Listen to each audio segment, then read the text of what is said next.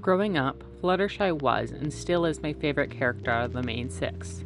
That's most likely due to how well her personality matches with mine. I honestly would have saved her till the end of the series, but my Instagram followers voted to see her next, so here we are. Hi, my name is Arthur and I draw stuff. Welcome to my channel. If you're new here or just haven't seen my other videos on this topic, this series is all about redesigning the My Little Pony Equestria Girls main six. Like many others who have done this, I don't like how they were designed for the movies. As of this video, I have done Twilight Sparkle and Rainbow Dash so far, so if you're interested in seeing my takes on them, that playlist will be linked in the end screen.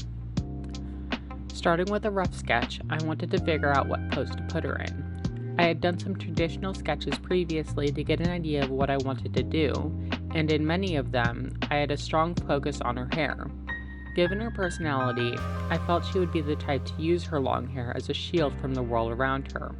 I struggled a bit with this because I wanted it to flow relatively naturally without looking too stiff, but I think I got a decent result in the end. There's always room for improvement though. I also tried playing with the idea of having her hair cover one of her eyes, but that didn't end up working out. Lastly, I chose to have her fidgeting with her hair to add a little bit of extra detail because she does that a lot in the films. While I have an issue with other girls all being super thin, I think that Fluttershy is the perfect candidate for a thinner frame, but definitely not an hourglass. This is because, like in the case of giving her long hair to hide behind, giving her a smaller frame also gives her a lower profile. When it comes to problems with her portrayal, I specifically have an issue with the outfits that they put her in. Given her shy, nature-focused personality, I just don't see her choosing to wear such short, frilly skirts and relatively saturated colors. I understand the choice from a marketing perspective, but from a character design perspective, I simply don't think the look suits her personality. To fix this, I opted to give her a loose-fitting, simple dress with thin straps over a short-sleeve shirt. Since in this universe she volunteers at an animal shelter, I even made sure to add pockets to her dress to hold treats for the animals that she cares for. Moving on to the liner, I used a pencil brush to get more natural lines, giving the overall piece a softer look. I did end up speeding up this section a little bit so it wouldn't take up half the video, and while you watch that process, I wanted to mention a few more creative decisions that I would have made if I were in charge. The main thing that I already mentioned is the outfits. I would have opted for more natural looking options that could realistically have been thrifted or made from recycled fabrics, possibly by Rarity. Because I believe she would be extremely environmentally conscious and wouldn't want to buy clothes that were cheaply made with the express purpose of only being worn a few times and wearing down quickly. I also wish she was more vocal about her interests and not as much of a side character. She really doesn't talk much in the films at all, and when she does, half the time she gets talked over and ignored, and the rest of the time she's worrying about stuff or only making small inputs to the conversation. I also feel like her interest in animals is almost tacked on and not really a big part of what little personality she's given in the films. While she does have a few animals in her backpack almost constantly, it feels like more of a nod to her pony counterpart and less like her as a human, if that makes sense.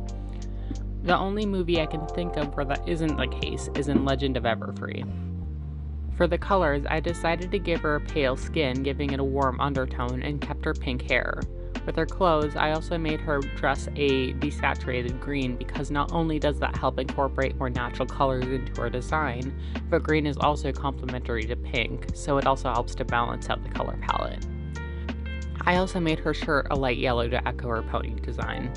I forgot to mention it in my last two videos, but I'm also keeping their original eye colors because I feel like it helps to connect these redesigns to their original designs a little bit better.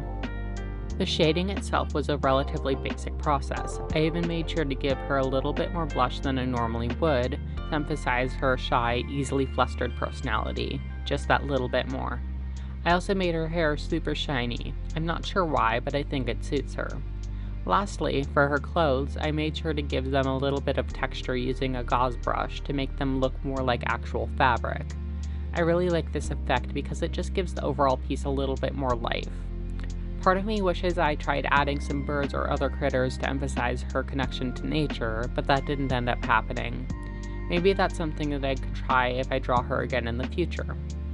For the final touches, like always, I colored the line art and made a simple gradient background, tracing an image of her cutie mark made by Black Griffin on DeviantArt, before adding an image of her pony counterpart and making the final touch-ups. I'm so proud of how this piece turned out. If you have any suggestions for future redesigns or video ideas, I'd be glad to hear them in the comments. Like always, links to everything will be in the description. Also, if you like the video, please consider liking and subscribing to support my channel. Until next time, see ya!